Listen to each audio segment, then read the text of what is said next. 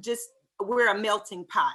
So I made sure that I hired lots of people in my building so that we can relieve some of those disparities. I think the biggest thing that I've seen with the pandemic, which I know everybody has seen, is the disparity with technology.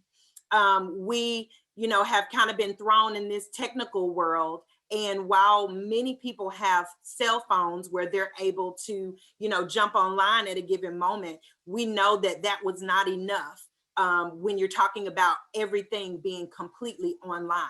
And so before we started the move, and I applaud Metro because we got those computers ordered, and as soon as they came in, we were putting them in the hands of the parents.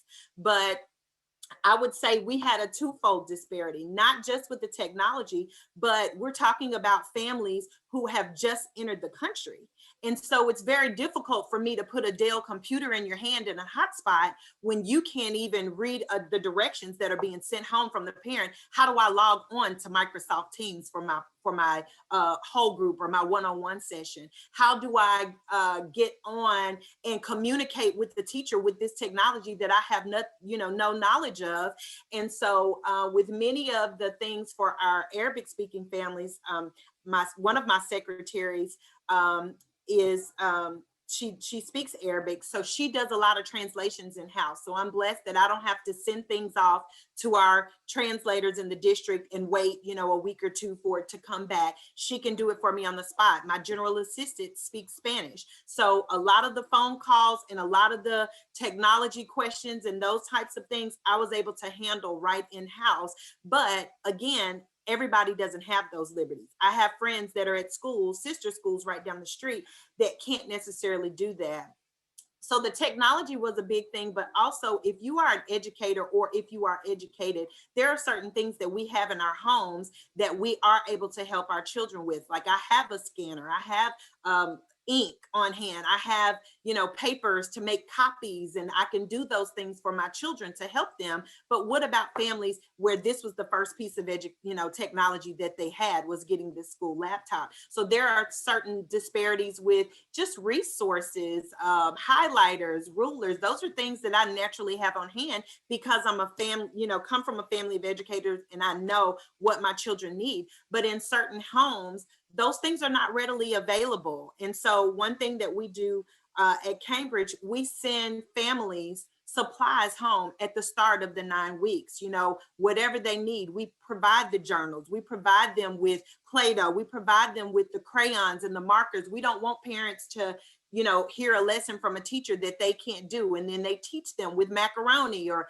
whatever it is to make sure that we are closing the gap. So it's not, oh, well, you can't do it because you don't have those things in house. So we're trying to make up the difference as much as we can by putting things directly in their hands, but it's still very challenging when I have many families that just do not speak English and they're relying on us for step by step on even how to log on to the technology. So. Wow. All right. Christian, now I hadn't met Christian before, but I've heard of you because I do follow the school system and the school board, and every organization's foundation is how it's governed. So she sits in a role as chair, I believe you're the chairperson of the school board, in making sure that your voices are heard. You need to, if you have a concern about our public school system, let those that sit on the school board know. Let them know your concerns as a parent, as a citizen, as a community member, because that's the way that they learn, and they can help shape the policy that shapes the children. So Christian. That was a great introduction. Yes, my name is Christian Buggs. I'm chair of the MMPS board, and I'm so excited to be able to be here. I have so many different thoughts. I've prepared for this panel in many different ways, but hearing the women talk around, on this circle just has inspired me to be my most authentic self. So I hope you don't mind.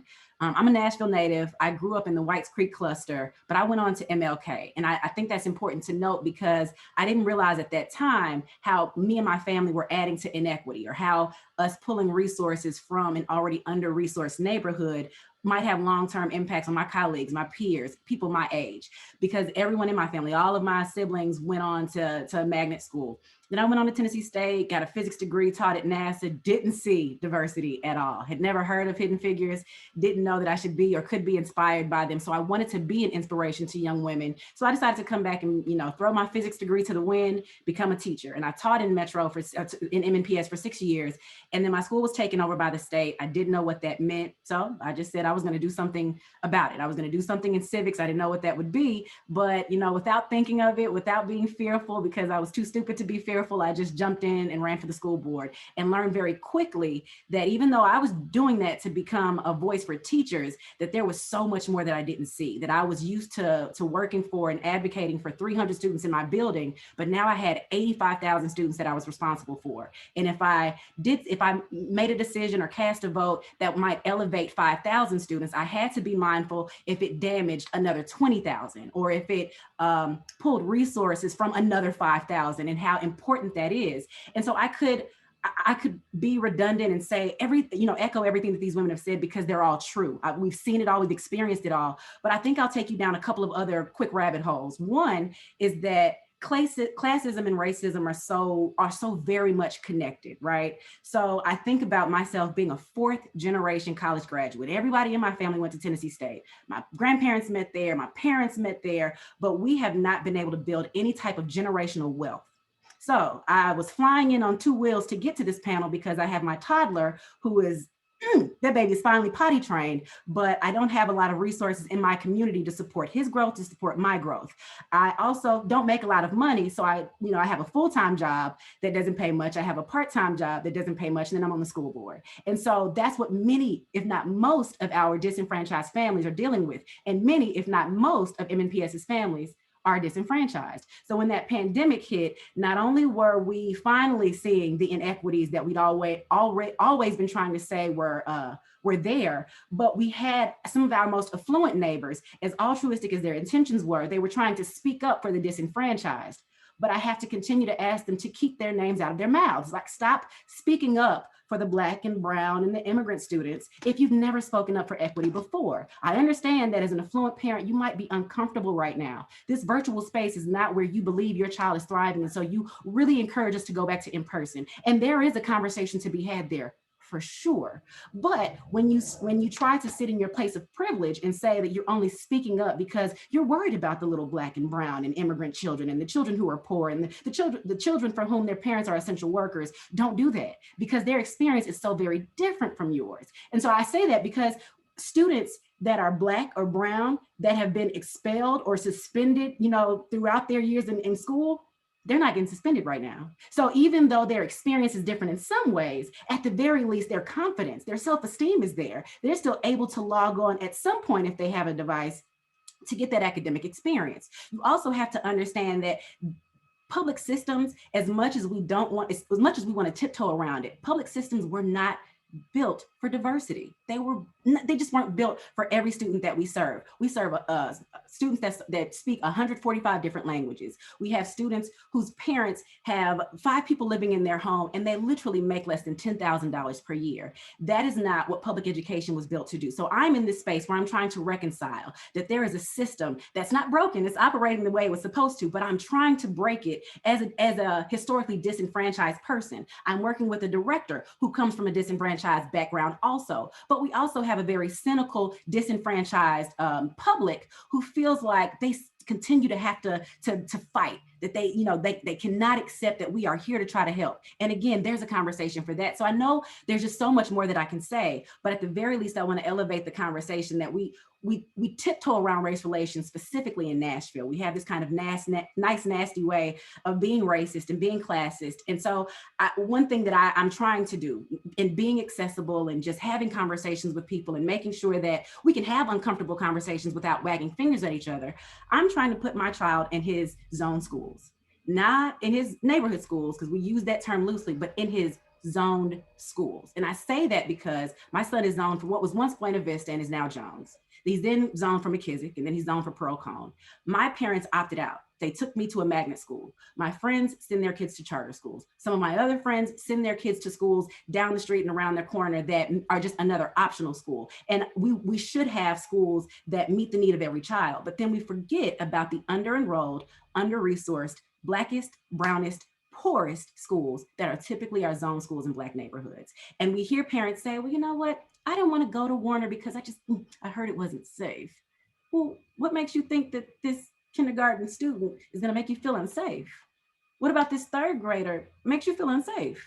What about the gentrified neighborhood makes you feel unsafe? And so they opt out and they reconcile it in their mind that that's okay. And again, everybody wants what's best for their kids. So this is not a wagging of the finger to parents. We all have to do what's best for us. But we also have to have an authentic conversation about what happens to those students who are left behind in an under-resourced school. And again, I could talk forever, so I'm not gonna keep ranting, but thank you for having me here. And there are so many things to elevate around the pandemic, but Well, you'll get some more time. You've given us a lot to think about. And also, before we start the second question, if you have any questions for the panel, if we have some time at the end, we'll take those questions, because as you see, this is exactly the kind of conversation we needed to have here. So the second question, and I'll go back to you, Christian, with this question.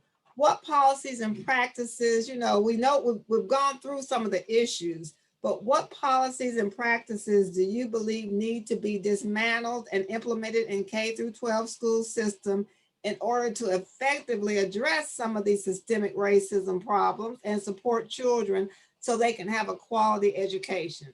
So I'll start back with you, Christian. Sure, and that's a great loaded question, and it's very nuanced. And I'll say that I'm going to focus more on the practices, because when I look at policies tend to be very vague, just like laws can tend to be very vague. And it's up to the person who's implementing or enforcing the policy to make it a practice, right? So I think practices are where we really need to change hearts and minds, and where we really need to empower and inform the community, because things will happen that based on our policy shouldn't happen. And that because community members have been disenfranchised, they feel uncomfortable coming to us, or maybe they just don't even know that they can come to us. That's the single thing that I want to change most in communities, is to make sure that families feel like they should always be a Karen. And I know that's kind of a funny term that we've thrown around during the pandemic, but everyone should feel empowered to speak up when they feel like they've been done wrong, or when they just feel uncomfortable.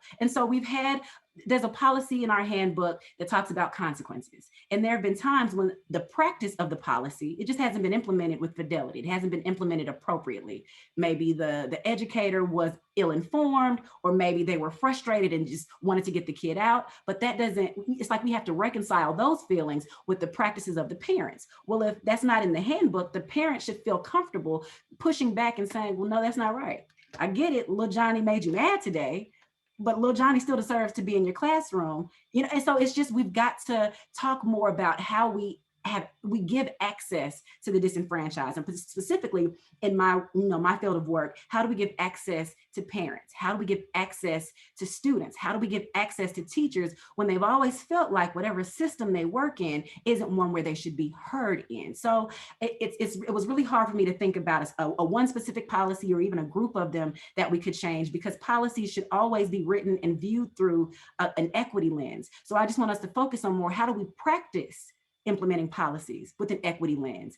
If the policy suggests that students should not have a phone out, we definitely need to update the policy, because phones are just a way of life now. Technology is not something that we can continue to fight. I saw a meme once that said, Facebook is doing to our grandparents what they thought cell phones and video games would do to us. But we all have just got to be more comfortable with using technology. So if the policy needs to change, the practice also needs to change. If little Johnny shouldn't be on his phone, then little Sarah shouldn't be on her phone either. If a policy can be developed, or a practice can be developed that allows little Johnny to use his phone in a way that furthers his education, then you need to do the same for Sarah. All right, DeeAnne.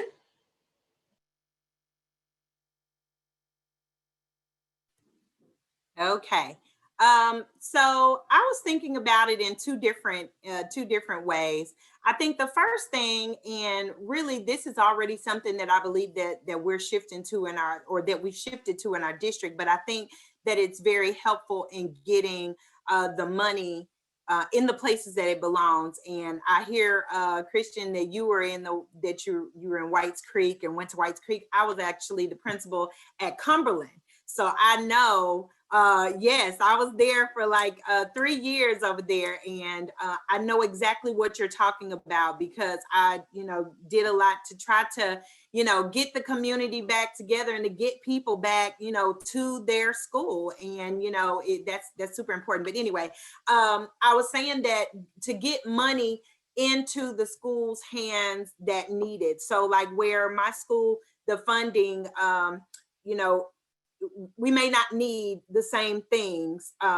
Let me make the example more clear. Let's just say if the number to have a counselor is that you have to have, let's just say 350 students. Well, I may be at a school that only has, 350, but I may have the need because of behaviors or because of, social emotional needs that I may need 2 or 3 counselors. And because we do student-based budgeting and the principals have autonomy to use the funding how they need, then it's really beneficial. So it's not necessarily that it needs to be dismantled, but I hope that going forward in K-12 in other districts that they are making sure that, principals are able to use the funding in the way that they need, because then that does help to alleviate some of those disparities. If I have the money to get what I need in my school, then I won't, hopefully buy a lot of frivolous things, but I'll use those things to take care of the needs of my students. A second thing, and this is a little bit higher than K-12, but this is something that I actually have seen a lot, and this would be something I would love on another level for people to take a look at. When we talk about having representation in the education field with African-American men and women. One thing that I noticed is that my counterparts have a difficult time passing the praxis. And I don't know if you all are aware of that, but I literally have friends that I'm a graduate of TSU too, so we got a lot in common, but I'm a graduate of TSU, and so many of my friends finished the program, but had to go a completely different direction in education because they could not pass the praxis. And so I don't know if there's a policy or something, or if we need to take a look at how the test is being given, that our counterparts cannot pass the praxis test, because what happens is when you can't pass the test, then you're unable to get your licensure, which means that you can't be a teacher. And when I was at Cumberland, I made sure to try to hire teachers that look like them, because I think it's important for people to see, people that look like them in the classrooms. And I have a young man that attends my church, and he is a phenomenal first grade teacher. But you know what? He's at a charter school. And while I have no knock against charter schools, they're a little bit less rigid with their, what the requirements are for teaching. So where he tried to get in Metro to teach, he was unable to because he didn't have the praxis. So now he's at a charter school teaching, and he's phenomenal. And so I don't know if we need to look at, in the colleges, how they're preparing teachers for the test. And let me just say African-American teachers for the test, or, what those systems are that are in place. Because I'm gonna be honest, I took the praxis 3 times, and literally when I was getting ready to say, okay, what can I do? Because my roommate, same exact thing. She took it 3 times, and she changed her major to interdisciplinary studies to do something else so that she could graduate. But I happened to graduate right at the nick of time before it was time for me to get my job. And so that is something worth looking at, because we absolutely have to have representation. Children need to see someone that looks like them so that they know that thing is attainable. So now the bar is up with Kamala, that now children know, hey, I can be the vice president, I can be the president. Because of Barack, they have to see representation in order to know. So I don't know what policy or practice that would be, but I think it's definitely worth looking at with colleges, and why it is that we have so many young African Americans that go into education but go a different direction because they cannot pass the test.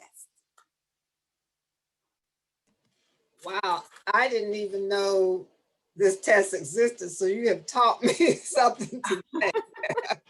All right, Kasar? Wow, so much to say, so much to resonate with. I want to appreciate DeeAnne for talking about representation and how it matters. And also Christian for saying, we have to go beyond talking about policies. I can sit here and talk about national policy, state policy, and district policy that all need to be dismantled and rewritten.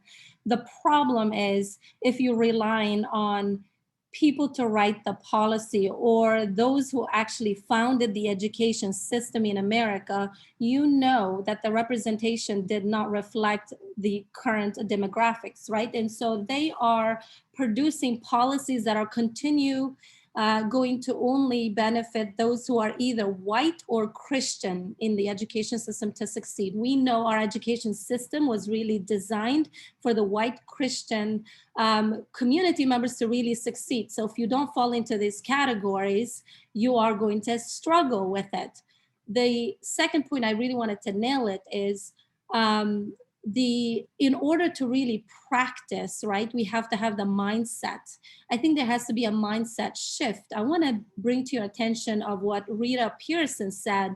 She said that every child deserves a champion, an adult who will never give up on them, who understands the power of connection and insists that they become the best that they can possibly be. I can tell you that there are people in our education system who don't believe that. There are students who are in our education system that don't have a champion, and every single person should have a champion. And we haven't really tackled who is actually in the classroom, who is in our district, or just even in schools. Do they even deserve to be in front of a very diverse student body? If there are individuals who are going to be in front of a Black student or a Kurdish student who does not believe in their success, they should never be given that privilege to be teaching them in the first place. And so we have to do some auditing. We have to do some thinking and questioning to say, what type of culture have we elevated in our public schools? What type of mindset are we carrying? And then what type of practices are we installing in our everyday life? And there are, I would really focus on making sure that we have a conversation about the culture. And I truly believe that there is a white supremacist culture that actually operates in our education system. And because it was designed to elevate that culture and maintain that culture, it does make it difficult and creates barriers for anyone else outside of that to really succeed. And that's why you have zip codes. Why should a zip code really define your success? Why would a zip code really limit your potential? Education, to me, I feel like is a human right, that no one should ever be deprived of education, and not just any type of education, but quality education. And that we see, when you look at it, you know for a fact, the data shows that depending on which zip code you attend, there's a lack of budget, lack of money, lack of resources, as DeeAnne was saying, even lack of really good quality teachers. And that is an issue. I want to go back to what kind of culture, what kind of mindset are we carrying this education system with? And then how do we change those practices? Then we could talk about policy. All right, well, Dawana.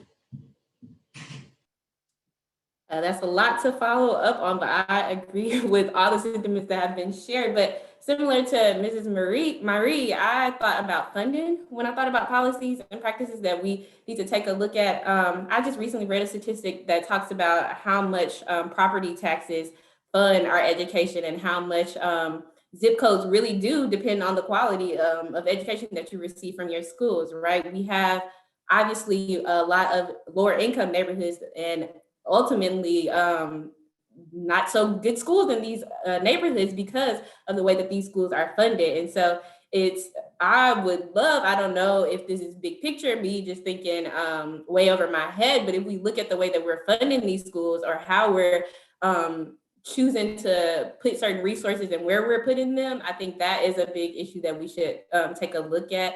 I think we've been seeing a lot of we had a special legislation session here recently that talked about reopening plans and really coming down on just addressing some of the issues with reopening and with that we've been having with education right now. And we've been seeing funding being taken away, or proposed funding being taken away from schools who are not supposedly opening or remaining virtual. And I feel like that's just a way to kind of punish some of our families or punish some of these schools for already existing in the neighborhoods that they're already in. So if we're looking at funding and how we're trying to close these gaps, I think that is a big issue that we need to take a look at. And as far as policies and practice that I believe need to be implemented, coming from my perspective, I would like to see something that kind of prioritizes mental health with our students. You know, we're talking a lot about curbing learning loss and different things like that, but they're living through this pandemic just like we are living through this pandemic, right? We talk a lot about ACEs, or adverse childhood experiences that affect their futures. And if that is something that we sincerely care about, or that we say we want to help, then we need to take a look at something that prioritizes their mental health, or really helps them navigate through this time to make sure that they're physically healthy, mentally healthy, and that we're really being there for our students the way that we're saying we are. So. Yes, thank you. Before I get to the last question, I'm going to take some, what's this? Okay, something came up, okay.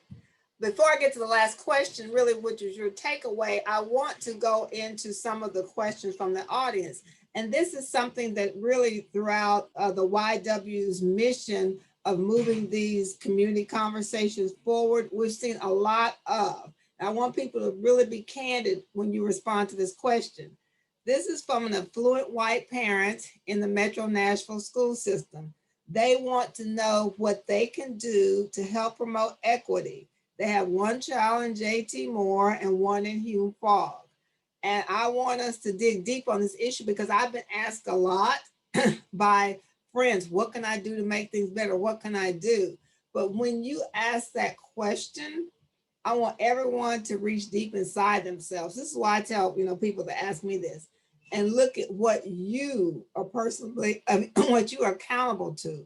What system are you getting the benefit from? Because oftentimes everyone will say they want change, but what they will have to do to make change is very different.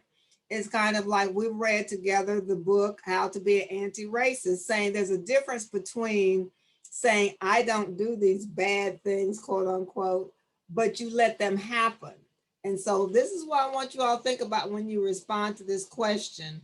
What can you, they're saying, what can they do to help? But you have to understand when you ask that question, there will be some people that will respond to you. So I'll start with you, Dawana. I would say, I feel like this is everybody's response, but really getting involved in education, whether you are a parent, whether you are a volunteer, either way, you need to know what's happening with our school systems right now. I don't think there's any excuse for anybody not to have their hand in education or know about what's going on right now. I say getting involved. I'm on Pencil's board, which supports a lot of our school. They have a lot of different opportunities where people can get involved and find their space in the school systems. Girls Inc. has a lot of different virtual volunteer opportunities. There are other programs like us that are out there that are supporting these different schools that could use the extra support and could use you volunteering and fitting in where you can. And I just want also people to remember that we're talking a lot about big pictures, policies, and things like that, but these are people's livelihoods. These are children, these are families. There are people connected to everything that we're talking about. So I want us to keep in mind that we're talking about people's lives when we're thinking about taking action and really moving towards a change for education, that these are real people, these are real families that are living through this on a daily. And so I want everybody to keep in mind that these are people who are living through this, and we need to keep that in mind as we're navigating through it. So. Okay, Kasar? I think I would say to start with getting a deeper understanding of who you are.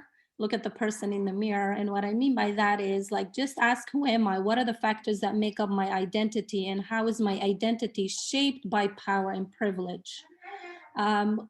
Ask yourself, what are the topics that are challenging to you that you feel uncomfortable to talk about? Why is talking about being anti-racist difficult for you? Why is it difficult to talk about racism? And then analyze, like, what are your sources of knowledge about that particular topic, right? How am I learning about the education system? Are my sources of knowledge diverse, or are they one-sided? What do I know about history? History is incredibly important because history helps us see who we are and those that are around us, and it shapes the way we work and the way we think. And so really being able to understand that history of, even if you want to look at just education system, knowing like the history behind how our system was created and how we continue to use that same history to make decisions that we keep making over and over again.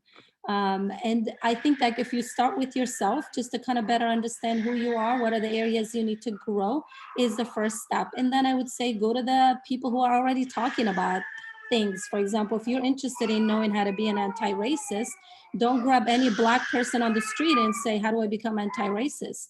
Read Dr. I forgot his name, the author of How to Be an Anti-Racist. Kendi. Dr. Kendi's book, because there are people who are talking about it, right? If you want to better understand the life of Muslim students, you know, don't just grab any kid in the classroom and say, hey, come and tell me. Talk to those who are talking about it. Linda Sorso wrote a book. And so there are people that are already talking about it. Tap into those resources. Don't make it uncomfortable for people, or especially children who are like K through 12, and making them, forcing them to be an expert on a very, very heavy and emotionally toxic subject. All right, Miss DeeAnne. Well, I think they've kind of said what I was thinking. Educate yourself.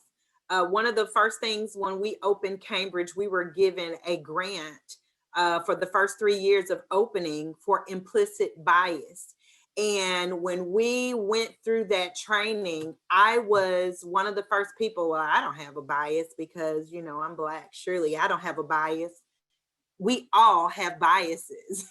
And what's so interesting is that I was the first to think, well, it's got to be biased by other people, surely not Black people, because we're the ones that are oppressed.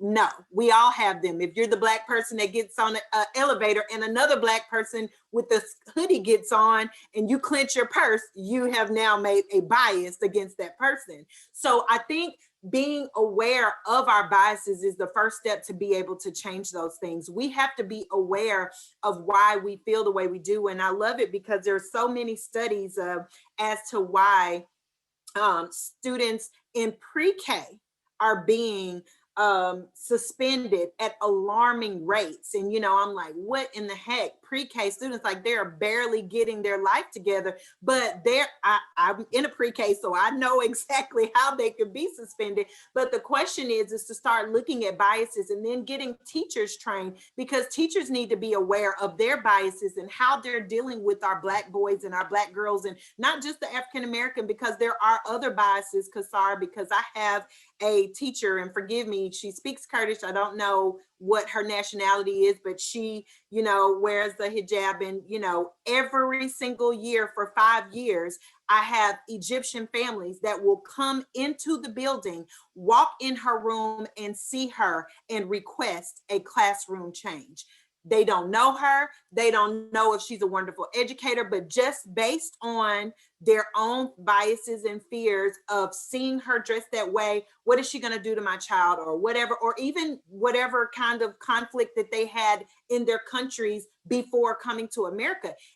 There are so many biases. And I just think being aware, and this one may sound silly, but we need an accountability partner. Okay. Like we need somebody that you can talk to, that's a safe space that you can ask, hey girl, is this racist? You know, I'm about to send this email. Like I have people that I can check things by. I have a white principal friend that will email me and was like, hey, I'm going to say this joke about Aunt Jemima pancake. No, no, we're not making jokes about Aunt Jemima and pancakes. But I'm saying you've got to have somebody that you trust to run things by. Just have an accountability partner, and then that way, and you know, you can bounce things off of them, and then they'll make you aware of other things. Or, hey, I was going to say this. Why is this racist?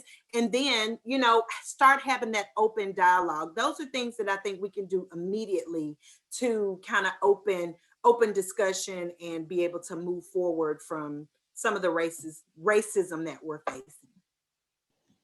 All right, Christiane. I had to write mine down again, so I wouldn't be redundant, but so that I could give some kind of a call to action. So first I would say, outside of just transferring your kid to your zone school, you can always join the PTA of a neighboring school. And when you join, do that as a supporter, not as a savior. So being a supporter might look like you saying, oh, Jones doesn't have a PTO. Let me find out what the documentation process is and kind of help you all stand that up if that's something you want. If not, maybe I can help develop a fundraiser, or build relationships with partner organizations that might be willing to donate. So joining joining a PTO, standing up a PTO, or just trying to make yourself a part of the thread of that zone school that might be under-resourced. Another thing is just continue to elevate the voices and stories of the diverse people around you. And what I mean by that, so in my day job, I'll be frank, in my day job, the white women in our office are really good about asking us what we think or asking us to speak up, because instead of taking my voice or taking my story and then elevating it where there could be some loss in translation, they want me to try to do it, or they at least want to walk with me while I do it. And I think that is so powerful. So, elevate voices and stories of others, but don't assume the story. The example I gave was this, kind of virtual versus in-person space. Often we're hearing from some of our more affluent neighbors that don't realize across the district that even if your experience when we're in person has been great, the experience across the district, like at Ida B. Wells, one week they only had 3 teachers in the whole building for 97 kids. That experience for those babies was not, the onus was not on the teachers or the educators. It was the under enrollment, the understaffing, the lack of resources because of the under enrollment. So a lot of factors at play. So just keep those things in mind. Check yourself and the people around you. It is easy to not want to call someone out, especially if they're a family member or a friend. It is, and again, I'm preaching to myself when I say this also, but you've got to call people out. When someone around me says something misogynistic, I don't want my son to hear it. So if someone around me says something racist, I still don't want my son to hear it, and I need to speak up. So, that metacognition, think about why you think what you think, but also encourage the others around you to be better. And then just use your network and your privilege to advocate. So I understand that it's a very convoluted conversation when we talk about resourcing and funding for schools, but to try to drill it home and make it understandable, MMPS gets about $11,000 per child. We are funded by the city, the state, and the federal government. That's it. When a school, let's say that a school has a capacity for 300 students, but they only have 150 enrolled. As Ms. Miree said, as Mrs. Miree said, if students come from disenfranchised backgrounds and they might need counseling support, they might need nursing and healthcare supports, they just might need other resources. If they have low enrollment, they have low dollars. So you can't purchase another professional, another expert to provide that support for that child. But if they get closer to that 300 person capacity, they just have more resources. So part of it is just understanding the funding mechanisms and how things change, how things work, and then being able to use your network to advocate, encourage those around you to do the same. Okay, we're running to the end of our time, but I would like for each panelist to give us sort of their last thoughts. And before you give your last thoughts, I'll give you thoughts from a career educator, my mother, and I always ask her, why did she think she was so successful in educating? Because her students, doctors, lawyers, teachers, they were just off the chain. And she says, because she loved each and every one of them. And she went from a segregated school system to an integrated school system. And she says, I loved every last one of them. And so I'm going to take it back to you, Christian, and your last words, anything you would like to give to this audience. I would just say that these are hard problems, but not problems we can't fix. We can do hard things. It's going to be uncomfortable, and we may not be able to see the shift during our own lifetimes, but that should not stop us from fighting. I'm currently fighting for my 2-year-old son to not be misogynistic, to be racially thoughtful, to have a diverse plane of thinking, and to be, world-minded. So we've got to be doing better so that our future generations to do better. We've got to carry the torch and then pass it on. Okay, I'll go back to DeeAnne. All right. Well, I would say what I just said before. I think it's important for us to all have implicit bias training.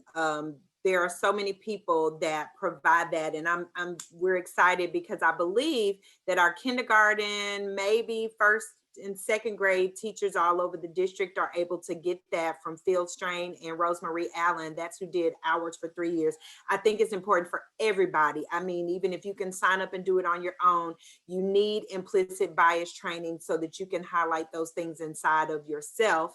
Also, they offer poverty simulation in our district as a training. I know as a school, I've done it several times as a teacher, as an assistant principal, and even I did it with my staff before. And it just walks us through like really taking, you know, monopoly money, but showing how quickly a parent's dollars go if they're in an impoverished situation, and how they're using their money and not deciding, am I going to buy school clothes, but am I going to, you know, be able to have enough money to get on the bus, or do I need to be able to pay this? Like, you know, just really showing a real parent situation. So those are excellent. But I would, a parent had mentioned it in the question.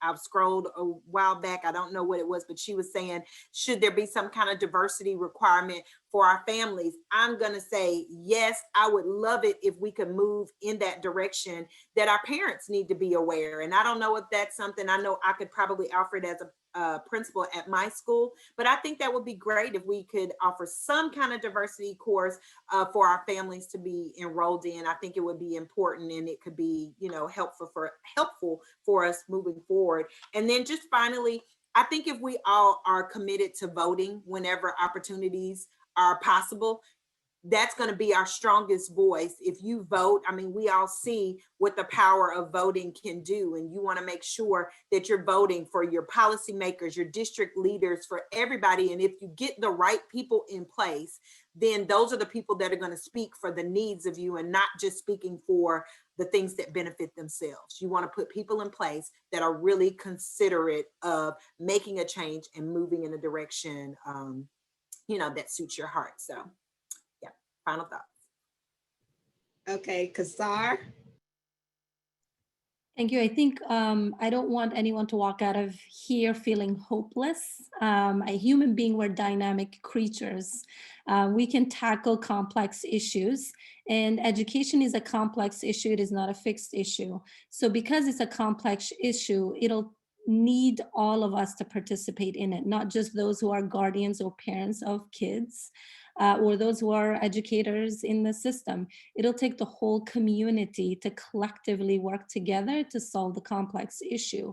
We've came a long way. However, there are things that need our attention. And it's important that we put education as a priority, because schools are one of the most important institutions in our society that can either advance us or set us back. And so if we don't focus on our education system in our school, it will not advance us as a civilization. So we are at a time where it'll need our collective minds to put together and like tackle the issues. And DEI, or diversity, equity, inclusion, is a long life journey. It is not something you can kind of check off and say, I've read the book, How to Be an Anti-Racist, Now I'm Anti-Racist. It is a long life journey. You're going to begin to recognize that it's an area to constantly improve yourself, just the way you do with your health, your physical health and physical well-being. It's a journey that you constantly have to evaluate and make it better. We can do it. Don't lose hope. We are resilient. We can do it. All right, Dawana. I echo all of the thoughts that have been shared already, but I just really want us to challenge the way in which we label and talk about some of our schools. We hear them being called bad, or no good teachers are there, but like Christiane was saying, we need to take a better look at these zone schools and really challenge the way we talk about them, the way we interact with them, the way we engage with them. And I really, like Kasar was saying, we just all need to collectively work together, get involved in a way that works for you as a parent, as a volunteer, whatever that looks like, just making sure that you're staying a part of these conversations and that you're continuing these conversations. I want to thank our panel. I also want to thank Hannah Kornfeld and Michelle Mowry Johnson for making sure that we can continue to have these conversations. It's a gift to this community for me to be a part of the YW and have these sorts of conversations, because some communities do not have them. So I thank you all for being with us today. We will have another conversation shortly. So thank you all for being here, and thank you. And really make sure that you understand this is about promoting dignity and respect for all people in our community. So thank you again.